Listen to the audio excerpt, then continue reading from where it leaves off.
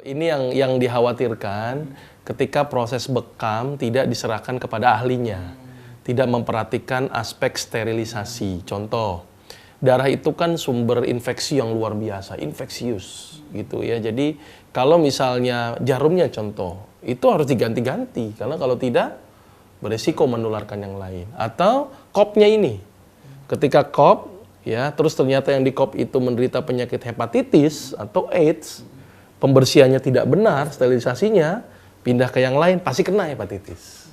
Jadi itu menjadi sarana penularan yang luar biasa. Betul Ibu, ini yang harus diwaspadai. Gitu ya, maka itu ada namanya standar sterilisasi untuk berbekam.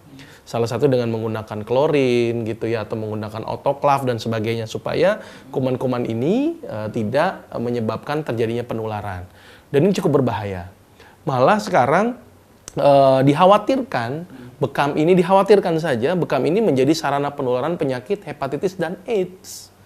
Maka itu sunnahnya bagus, tapi dikerjakan dengan orang yang bukan ahlinya dan dia tidak paham dengan konsep kesehatan, akhirnya malah menjadi malapetaka. Dan akhirnya banyak orang yang sehat gara-gara dibekam malah jadi sakit. Itu gara-gara apa? Tidak memperhatikan aspek sterilisasi. Nah, saran saya kalau misalnya kita tidak menemukan suatu instansi atau institusi atau suatu tempat pengobatan yang tidak standar medis atau misalnya tidak standar yang steril gitu kan, sebaiknya ibu melakukan bekam sendiri di rumah dengan menggunakan alat sendiri tanpa bergabung dengan alat yang lain. Atau ke tempat orang yang membekam, bawa alat sendiri, jangan steril di sana, perlengkapannya sendiri dibawa pulang dan nyuci sendiri. Itu jauh lebih aman untuk mencegah penularan infeksi. Jadi jangan menggunakan alat di tempat pembekaman itu.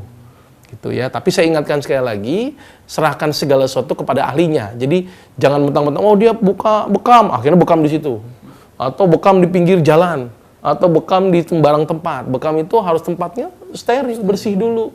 Gitu ya. Dan di tempat kami praktek itu saya perhatikan nih aspek sterilisasi. Karena kalau tidak, itu bisa menyebabkan timbulnya penyakit dan bahkan merugikan orang lain.